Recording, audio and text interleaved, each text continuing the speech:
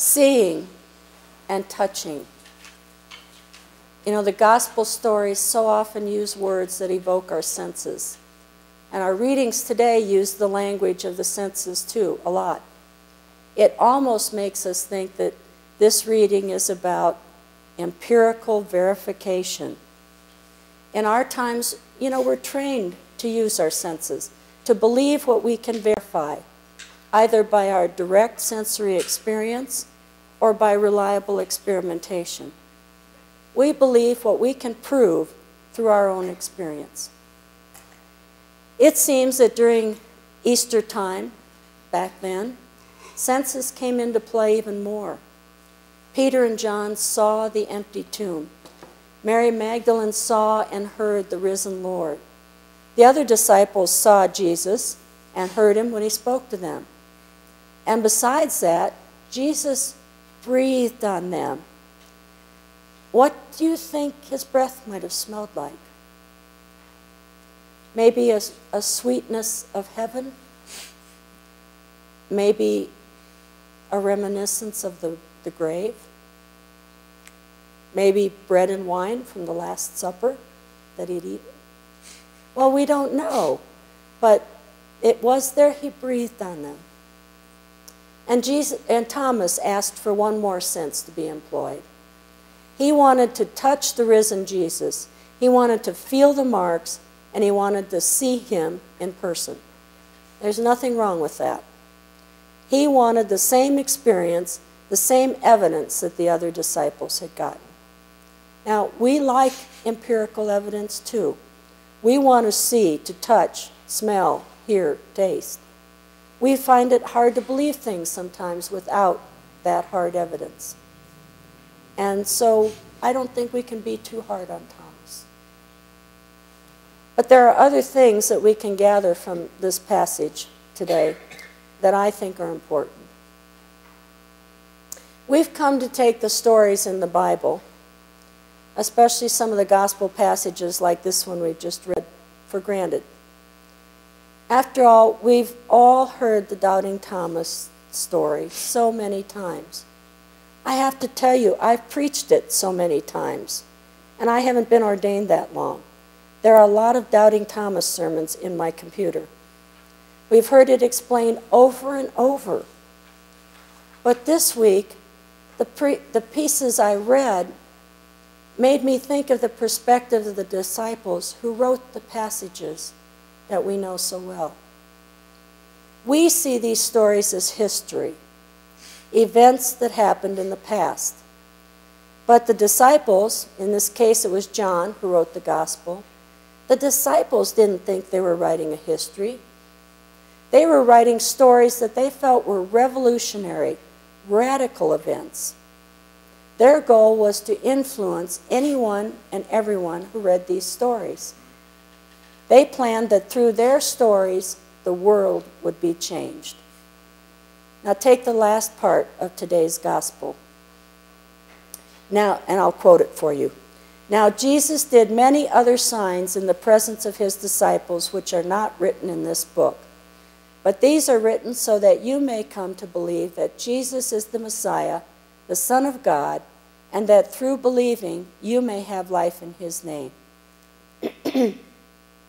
John is telling his readers, that's us, that he could have written a lot more about Jesus. John knew many more stories. He chose these for maximum impact. He wanted everyone who read them to believe in Jesus as the Messiah, the chosen Son of God.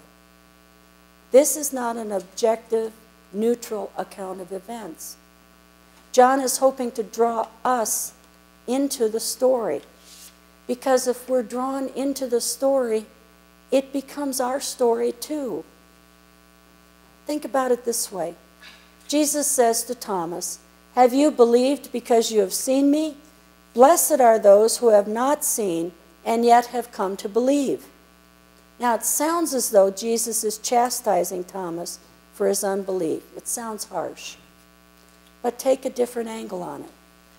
It opens a way for us to be part of the story, for it to be our story. After all, who are the ones who have not seen and yet have come to believe? There may have been a few people from John's community in that group, but mostly, I think, that's us. Excuse me. We believe, and we work and we struggle to keep on believing that which we cannot see or touch. I think this was written not as a history, not just for the people of the times, but it was written for and about all of us. Think about another example. Remember Jesus' high priestly prayer, the long prayer, where he asks God's protection and care for the disciples after he is gone. At one point he says, I ask not only on behalf of these, but on behalf of those who will believe in me through their word. Jesus wasn't just talking about his disciples or the immediate future. He was reaching out through the years, through the centuries, praying for all of us. We're part of this prayer. We're invited into the story. The door is opened a bit for us to enter into that gospel story. Well, this is second Easter, the day we often call Low Sunday. People are worn out from Holy Week and Easter services, especially the clergy and the choirs who have had so much to do.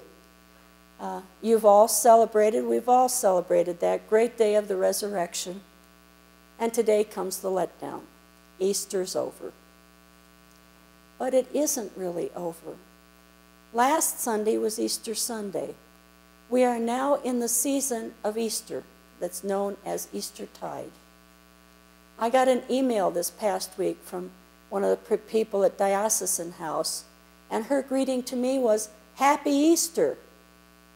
Easter continues, and we're an Easter people. The story goes on. The stories of the gospel are not just stories that happened long ago. They tell us of events then, but they reach forward through the millennia to engage us and to make us part of the story. The story is never ending. It started with creation and continues up to our day and beyond, to the end of time. We're all part of it. We're invited into it. We can learn from it, from the mistakes that were made, from the courage that was shown, from the faith that carried people through. It's their story, but it's our story too. And we're invited to become part of that story. The Bible, you see, isn't just a book with interesting historical events recorded in it. It's the story of our faith. It's our story. You hear it preached every Sunday, and we get so familiar with the stories, we lose track somehow sometimes of how to incorporate them into our daily lives.